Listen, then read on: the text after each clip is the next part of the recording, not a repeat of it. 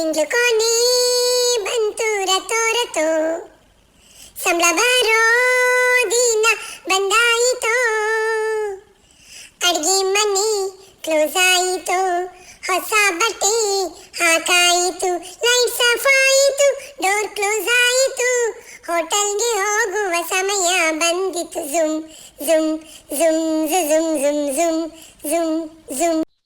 ಅಮ್ಮ, ನಿಮ್ಮ ಮಗನ್ಗೆ Google company ಕೆಲಸ ಸಿಕ್ಕಿದೆ, ನಿಮ್ಗೆ ಹೇಗೆ ಅನ್ನಿಸ್ತಿದೆ? ತುಂಬಾ ಖುಷಿ ಆಗ್ತಿದೆ. ಇನ್ನೊಂದ್ ಸ್ವಲ್ಪ ಮನಸ್ಸು ಇಟ್ಟು ಓದಿದ್ದ ಅಂದಿದ್ರೆ ಸರ್ಕಾರಿ ಕೆಲ್ಸನೇ ಸಿಕ್ತಿತ್ತೇನೋ.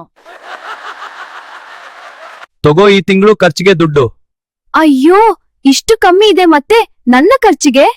ಅಷ್ಟೇ ಕೊಡೋದು, ಇನ್ನು 1 ತಿಂಗಳು ಏನು ಕೇಳ್ಬೇಡ. ಏನು ಇದೆಲ್ಲ? ಅನ್ನ, ಸಾಂಬಾರ್, ಚಪಾತಿ, ಉಪ್ಪಿಟ್ಟು. ಯಾಕೆ ಇಷ್ಟೊಂದು?